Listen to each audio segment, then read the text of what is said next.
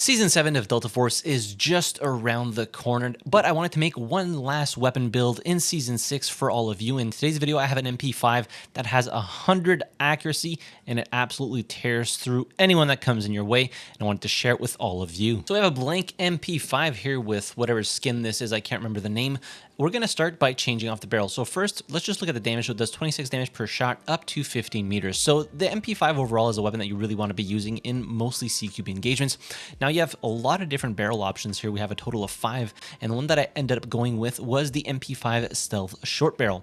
Now the only downside is you cannot equip a muzzle device with this, but it does give you 3 extra slots to put patches on, which is really nice, or handguard panels, whatever you want to call them, and it gives you a nice bump in accuracy, control, and handling at the slight cost of stability, but we can make up for some of that a little bit later. So equip that. For the foregrip, now we're going to go with the foregrip that actually bumps up the accuracy, so we're going to go with the competition hand stop, which gives us a nice +5 bonus in handling, as well as 12 accuracy and -2 in control. So the ADS time and sprint to fire delay will be incredibly fast with this thing.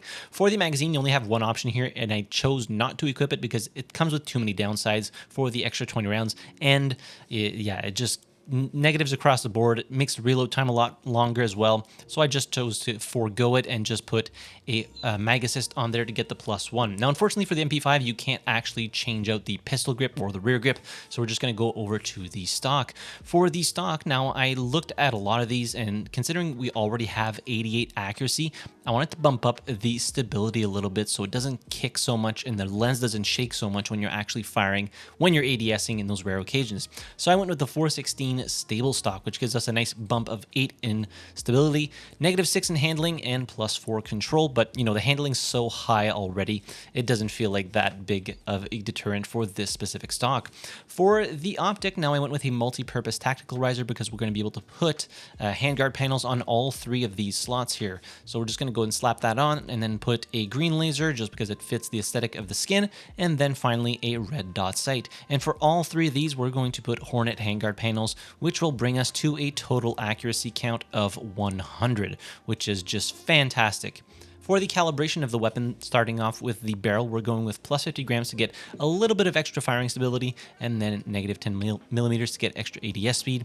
For the foregrip, we're going with -20 millimeters, -20 grams, extra ADS movement speed, extra ADS speed.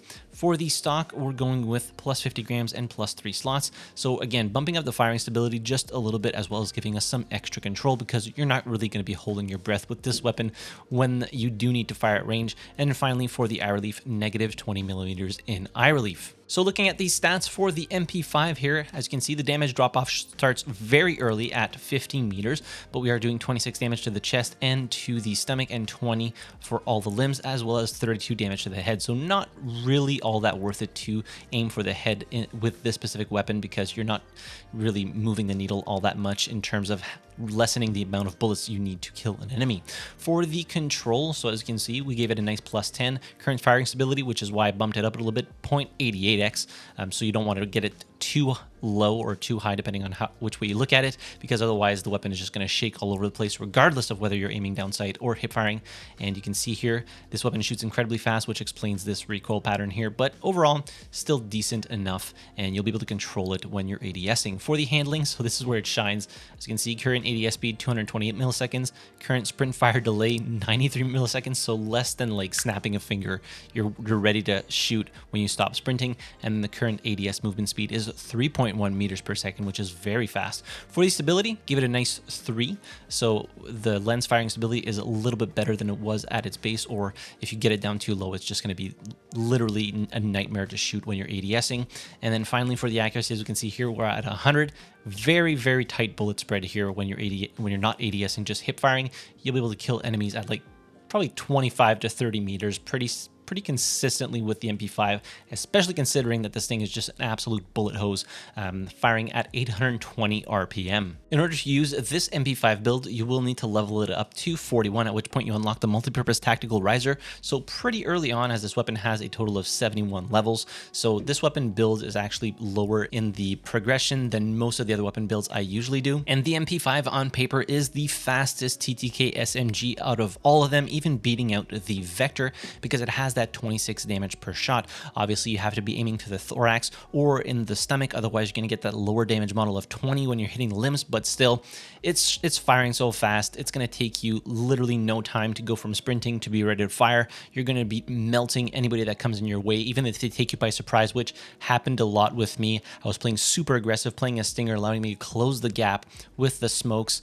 I think it's a very viable tactic. Now, unfortunately, the MP5 is only available to the support class, so either stinger or toxic, and I find myself like, I play stinger the most just because I prefer him over toxic, but you could also do very well with toxic considering you have the blinding smoke, close the gap, and then if you use your adrenal boost on top of that, the ADS speed and the sprint to fire delay is even shorter than with stinger, so everything's just going to be even faster in that case. But yeah, the MP5, there's a reason why you see it everywhere. It kills incredibly quickly, especially when you're hitting mid-mass. Not very good at range.